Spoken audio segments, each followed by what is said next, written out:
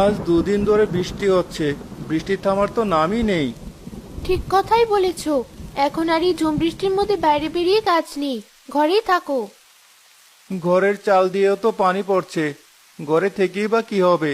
দুদিন হয়ে গেছে বাইরে বের হয়নি, আজ যেতেই হবে। দেখতে হবে মাঠের কি অবস্থা, কোনো ফসল এখনো ঠিকঠাক আছে কিনা, ধান ক্ষেতগুলো ভালো আছে কিনা দেখতে হবে।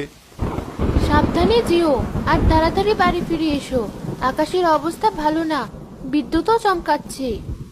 আচ্ছা ঠিক আছে, তুমিও বাড়িতে মেয়েকে সাবধানে রেখো, ওকে একদমই বাইরে বের হতে দিও না।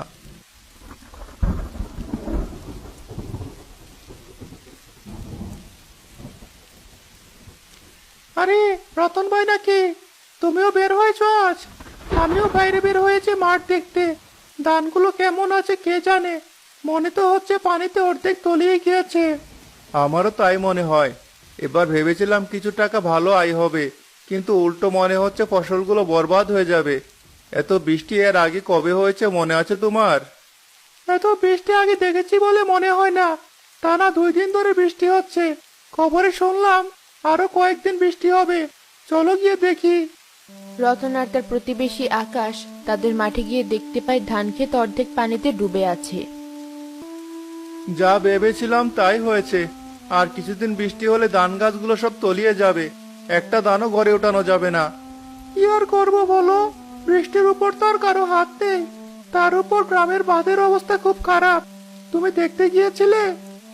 না তো, তবে শুনেছিলাম লোকদের কাছে বাঁধ ভেঙে নাকি যে কোনো সময় পানি গ্রামে ঢুকতে পারে। তাহলে তো সর্বনাশ হয়ে যাবে। আমাদের নিচু মাঠগুলো যেমন ডুবে যাবে, তেমনি বাড়িঘরও ডুবে যেতে পারে। কি করি বলতো? চলো সবাই মিলে আজকেও বৃষ্টি না থামলে কাল আমাদের গ্রামের চেয়ারম্যানের সাথে দেখা করে আসি। চেয়ারম্যান যদি বাঁধ মেরামত করে দেয় তাহলে অন্ততপক্ষে গ্রামে পানি ঢুকবে না, আর বৃষ্টির পানি রোদ এলেই শুকিয়ে যাবে। ফসল কিছুটা হলেও রক্ষা পাবে। ঠিক আছে, তাই করা যাক। পরের দিনও তারা অপেক্ষা করে, কিন্তু বৃষ্টি থামে না। বৃষ্টি তো আজও থামলো না। গিন্নি, আমি গেলাম। গ্রামের সকলে চেয়ারম্যানের সাথে দেখা করে কথা বলতে যাব। ওই চেয়ারম্যান তো আবার নিজের স্বার্থবাদে কিছুই দেখে না, গ্রামের মানুষদের কথা চিন্তা করবে বলে মনে হয়। একবার কথা বলেই দেখি।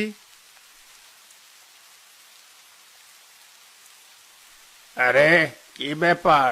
সকাল সকালে বৃষ্টি মাথায় নিয়ে তোমরা সবাই আমার বাড়িতে কি মনে করে এসেছো? কিছু প্রয়োজন নাকি?